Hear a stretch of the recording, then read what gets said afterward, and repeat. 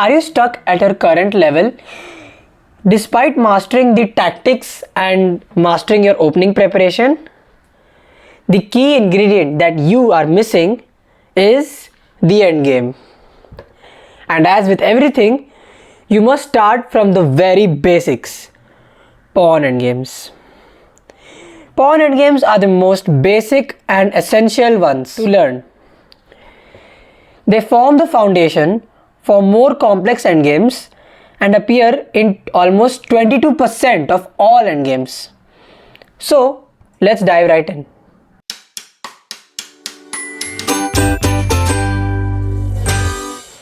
Hey friends, my name is Ishan and today we're gonna look at some pawn endgames. By the way, if you have any confusion with the chess terminology that I use, check out the playlist here. So as you can see, I have shared my screen. In this position, White's goal is to get his king to e3 and help his extra pawn promote. So how will you accomplish this? White to play, pause the video and try to find the answer. I hope you have paused the video. The correct answer is king c2. If you try d4, then after king e4, king c3, king f5, a very nice move, king d3 and king f4, black will win your pawn and it will be a draw. So king c2, king f4. Black has a lot of tries. If he tries king e3, then we can play king c3 when we directly reach d4 and win the game. If he tries king g4, then king c3, king f4, king d4 again wins the game. So his best try is king f4. Now here, as you can see, I have colored the squares. So what do they mean? Whenever we step on c3, black can counter us by stepping on e3. So he is not letting us go to d4. And whenever we step on d2, black can play king f3 and stop us from going king e3. So what do we do? Well, we can triangulate and give him the move by king b3. So after king f3, king b2, king f4, which is the only move he has, he can't go anywhere else or else we will reach d4, king c2, so we have made this nice triangle, king e5, and now king d1. If you play king d2, then you will notice that the d2 and d4 squares were mined. Because after king d4, king c2, king c5, it's an unnecessary repetition. So why to do that? Just avoid it. King d1, king d5, also he is not going to play it for the same reason. King e2, but now we threaten king e3, so he has to play king d4. That's the fun about these positions. The opponent has no choice.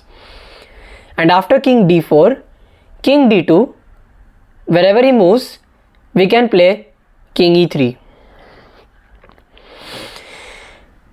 And now after king d5, d4, king c4, king e4, king into b4, d5. And after both the pawns promote, we have a nice combination to win his queen. I hope you understand. Let's move on. This position is quite a complicated one. It looks simple. Just play king f5, king e5 and eat the d5 pawn. But it's not as simple as that. We must be careful of black's counterplay. Yes, the plan is to attack d5, but we need to keep black's counterplay in mind. So again, it's white to play, pause the video and try to find the answer. I hope you have paused the video. The correct move is king f4. If you play king f5, the problem is that after king h6, you are in zugzwang. So these king f5, the f5 and h6 squares are mined. And now after king e5, he can simply play king g5, king into d5 and king into g4 with a draw, because both pawns promote at the same time.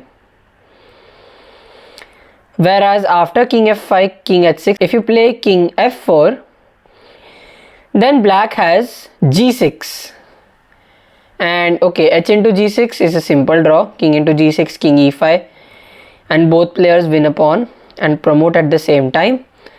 So he can try, white can try king e5, but still after takes, king h5, king d5, f5, king e5, king g4, the resulting queen endgame is a simple draw. So king f5 doesn't work. What about king h4? This is a little tricky move because black only has one move to defend, and that's g6 with a draw. Any other move loses. For example, king h6, then we see the idea of king h4, which is g5 check, king h7 and king g4. So we essentially stopped him from attacking our pawns. And after this sequence, white wins the pawn. So he can also try f6 instead. When after g5, f takes g5, king takes g5, king g8. Again, after some shuffling, white manages to win because of a skewer, as you can see. So the only move to draw against king h4 is g6. And now after king g5, black can simply play king g7. Here if you play g into h5, then again you will lose because g into h5, king g7, h6 check. We have an outside passed pawn, which means it can be used as a decoy. So when black captures the pawn, we can take, and next move will win his pawn. If he plays king g7, which is the correct move, then white does not have a lot to play. He can try h6, but that's a simple draw. In fact, this position black is even better. So king f4 is a try, but then f6 and white's idea of attacking d5 has been prevented completely with a draw. So king h4 was a nice try, but it doesn't work because of g6. So the only correct move in this position is king f4. The point is, we are going to attack e5, but we're avoiding the f5 square as it is mined. And obviously black doesn't have any other counterplay apart from attacking g4, so he has to play king h6 when we can play king f5. Now this position might look easily won for us, but there is still a little bit left. If you play g6, then it's a simple win. As you can see, the g6 pawn is lost. If you play king h7, then also it's a simple win because black doesn't promote in time. So what else? The only good try for black is f6.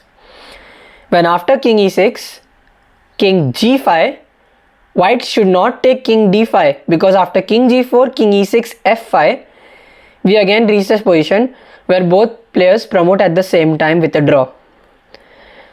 So instead, white should play king f7 and attack the g7 pawn. If black takes king g4, then king g7 with the idea of h6, so black has to take h5, king f6, and we win the pawn. So black has to play king h6. Now what? It looks like whenever we play king e6, black can play king g5, and whenever we play king f7, black can play king h6. Here comes the concept of triangulation. So we'll triangulate here and give the move to black. So king e7, king g5, king f8, king h6, king f7.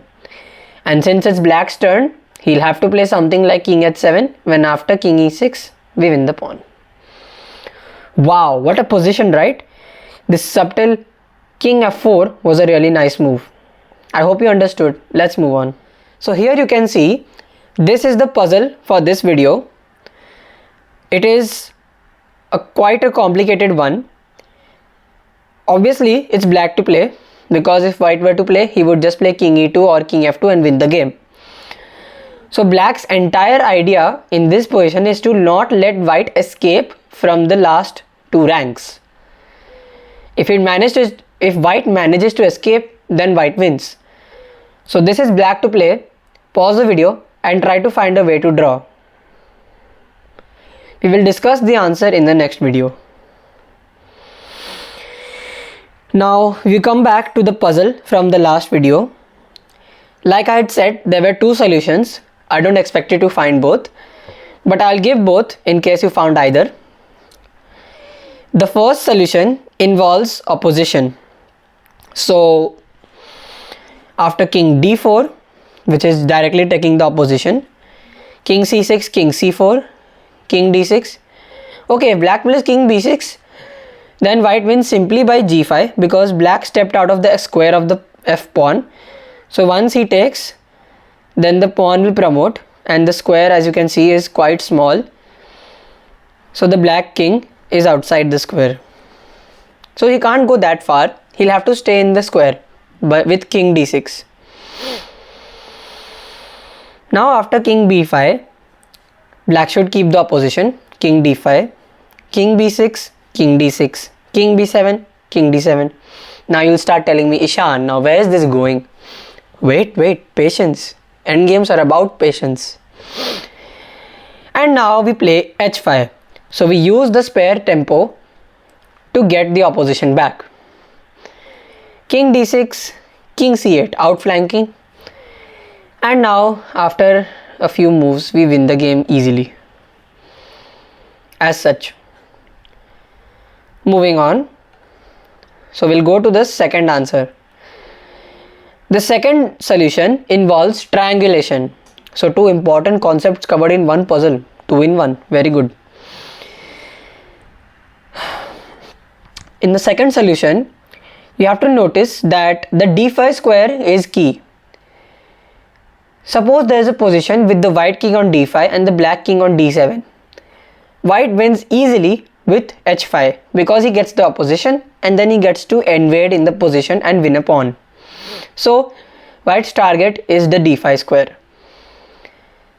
So how to reach there? Well, one more thing we must realize is that g4 to g5, the pawn break, is an interesting idea to simplify to a position with only the king and the f pawn versus the king. Whenever we play king f4 to threaten g5, black has to play king e7 in order to prevent white from winning the upcoming king and pawn versus king position. But he can't go to f7 because then white can play king e4 and come to the d5 square. So black is stuck to playing between king d6 and king e7. So white can triangulate and give him the move so that he will be in zugzwang. So we play king f4. If you play h5, then simply king e7, king d5, king d7 is a draw because you need the h5 tempo here. So don't waste it early on. So king f4 with the idea of g5. So black has to play king e7. And now king f3. Here's one more thing you should realize. Black also cannot come to d6 because if he plays king d6, then king e4, king e7, king d5, king d7 and h5, we win simply. So he has to play king d7 in order to meet king e4 with king d6. But then we see the magic of our moves. We can play king e3 and not allow him to oppose us. Now he'll have to play either king d6 or king e7. Any other move loses immediately. If he plays king e7, then king f4, king d6 and g5 wins, or king f7, king e4 and king d5 wins.